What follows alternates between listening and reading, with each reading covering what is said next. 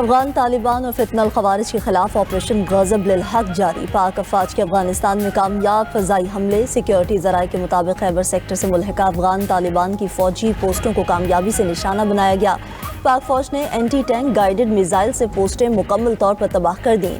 پاک فوج کی مؤثر کارروائیوں سے افغان طالبان کو بھاری جانی اور مالی نقصان اٹھانا پڑا۔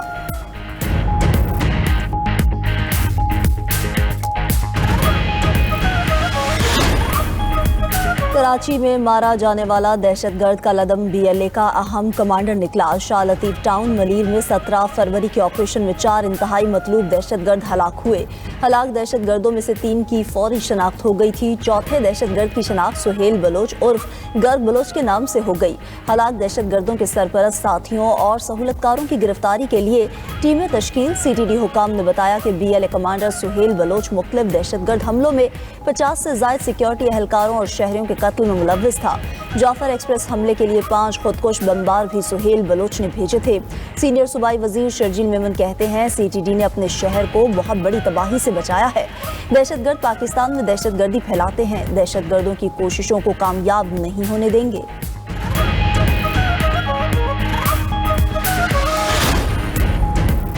وزیر خارجہ اسحاق ڈار کا آذربائیجان کے ہم منصب سے ٹیلی فونک رابطہ۔ وزرائے خارجہ کے درمیان خطے کی موجودہ صورتحال پر تبادلہ خیال۔ ترجمان دفتر خارجہ کے مطابق دو طرفہ تعلقات اور باہمی دلچسپی کے امور پر بھی گفتگو ہوئی۔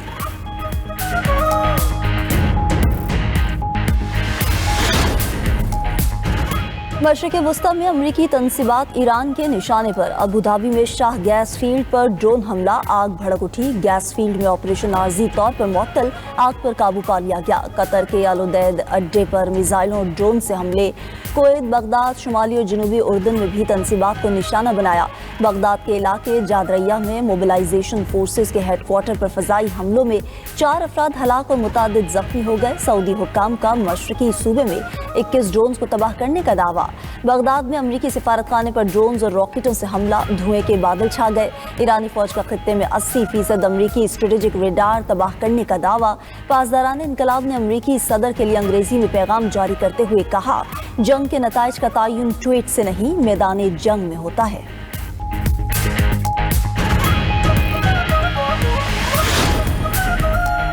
امریکہ اور اسرائیل کے ایران پر حملے جاری۔ تہران سمیت مختلف مقامات پر دھماکے۔ تہران کے شمالی علاقے سعد آباد پیلس کمپلیکس کے قریب زوردار دھماکے سنے گئے۔ شہریار اور شیراز کے علاقوں پر بھی فضائی حملے کیے گئے۔ امریکی فوج نے دعویٰ کیا کہ جنگ کے آغاز سے اب تک ایران میں 7000 سے زائد اہداف کو نشانہ بنایا۔ ایرانی فوج کے کمانڈ اینڈ کنٹرول سینٹرز، دفاتر، انٹیلیجنس مراکز کو تباہ کیا۔ ایرانی بحریہ کے 100 سے زائد جہازوں کو تباہ کیا گیا۔ میزائل اور ڈرون بنانے والے کارخانے کو بھی نشانہ بنایا۔ بحری جہاز، آبدوزیں اور فضائی دفاعی نظام کو تباہ کیا۔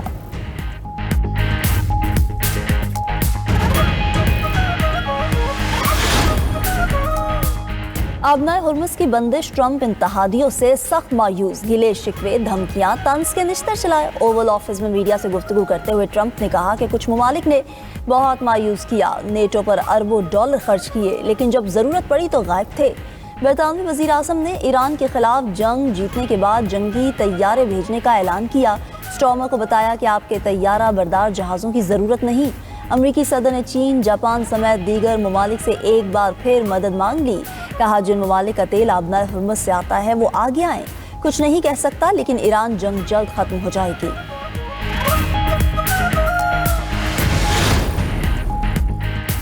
امریکی بحری بیڑے جیرلڈ آر فورڈ میں لگی آگ پر 30 گھنٹے بعد قابو پا لیا گیا۔ نیو یارک ٹائمز کے مطابق آتش زدگی سے 2 اہلکار زخمی ہو گئے۔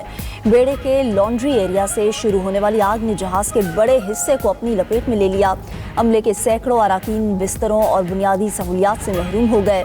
ادھر خلیج عمان میں فجیرہ کے قریب ایک آئل ٹینکر پر نامعلوم سمت سے میزائل حملہ، عملہ محفوظ رہا۔ برطانیہ کے میری ٹائم ٹریڈ آپریشن سینٹر کے مطابق ٹینکر لنگر انداز تھا۔ حملہ فجیرہ سے تقریباً 23 ناٹیکل میل مشرق میں آیا۔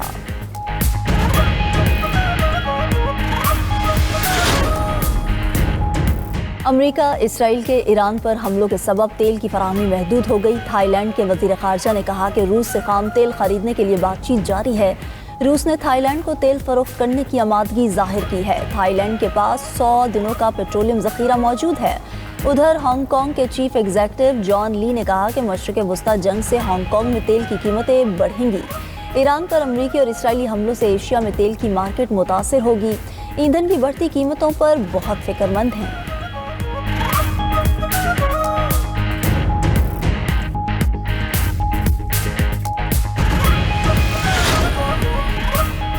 वज़ीर आला खैबर पख्तूनख्वा की ज़ेर सदारत पब्लिक प्राइवेट पार्टनरशिप कमेटी का इजलास PPP फ्रेमवर्क के तहत पेशावर में कचरे को ईंधन में तब्दील करने के मंसूबे की तजवीज़ मंजूर।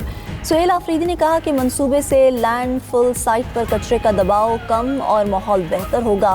कार्बन क्रेडिट और सनती इस्तेमाल के जरिए मईशत को इजाफी फ़ायदा हासिल होगा। मंसूबा न सिर्फ माहौल के लिए मुफीद बल्कि मईशत के लिए भी फ़ायदेमंद साबित होगा।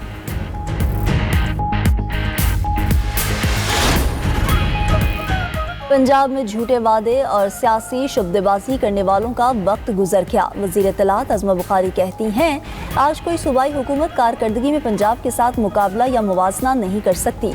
मरीम नवाज के खिलाफ प्रोपेगेंडा करने वालों को हमेशा की तरह मुंह की खानी पड़ी। मरीम नवाज वादे नहीं करती, अमली इक़दाम करती हैं। पंजाब में अब हुकूमत खुद चलकर लोगों के घर तक पहुँच रही है।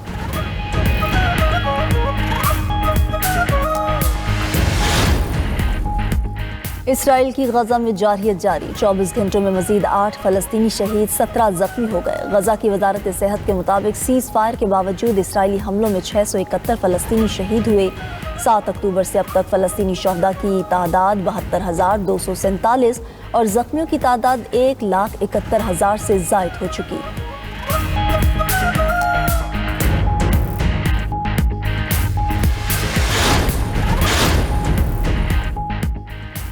ईरान का दुश्मन और इत्तेहादियों के लिए अपने हुर्मुज़ न खोलने का ऐलान।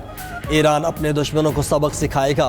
जंग जहां तक गई हम तैयार हैं। ईरानी वज़ीर ख़ारजा अब्बास अराग़ची का अमेरिका को पैगाम। कहा, जारी जंग ऐसे अंजाम तक पहुंचनी चाहिए कि दुश्मन दोबारा ईरान पर हमला करने का सोच भी ना सके। ईरान अपने दिफा के लिए किसी भी हद तक जाने से नहीं हिचकिचाएगा। तर्जुमान ईरानी वज़ारत ख़ारजा इस्माइल बकई ने कहा कि ईरानी मुसल्लह अफ़वाज का अपने हुर्मुज़ पर मुकम्मल कंट्रोल है। अपने हुर्मुज़ से जहाज़ों की आमदोरफ्त खुसूसी शराइत के तहत होगी। इस्राएली वज़ीर आज़म जिंदा हैं या ईरानी हमले में मारे गए नेतन्याहू के सोशल मीडिया अकाउंट से जारी वीडियो ने मजीद शकूक बढ़ा दिए।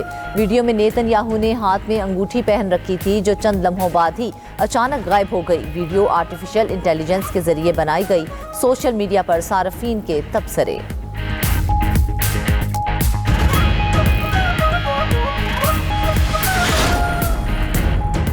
इस्लामोफोबिया जैसे चैलेंज से निमटने के लिए अमली इक़दामात नागुज़ीर करार। अक़वाम मुत्तहिदा में पाकिस्तानी मुस्तकिल मंदूब आसिम इफ्तिखार कहते हैं, भारत दुनिया की सबसे बड़ी इस्लामोफोबिक रियासत बन गया। मज़हब और मजहबी इक़्तिदार को तहफ़्फ़ुज़ देना आलमी हक़ है। अक़वाम मुत्तहिदा का प्लान ऑफ एक्शन इस्लामोफोबिया से निमटने के लिए अहम है। किसी भी कम्युनिटी को इसके मज़हब या अक़ीदे की वजह से निशाना नहीं बनाना चाहिए। हर इंसान को अपनी मर्ज़ी का मज़हब या अक़ीदा रखने का इख्तियार है। इस्लामोफोबिया आलमी मसला है जिससे निमटने के लिए मिलकर इक़दामात करना होंगे। इस्लामोफोबिया से करोड़ों मुसलमानों के जज्बात मजरूह होते हैं। इस्लामोफोबिया की एक बड़ी वजह गलत मालूमात का फैलाव भी है। हुकूमत की अप्रैल के आखिर तक फ्यूल सप्लाई बढ़ाने की कोशिशें जारी। हुकूमत का किसी एक सप्लाई रूट पर इन्हिसार कम करने का फैसला। वज़ीर ख़जाना की ज़ेर सदारत काबीना कमेटी का इजलास। तवानाई शोबे की सूरत हाल का तफसीली जायजा लिया गया।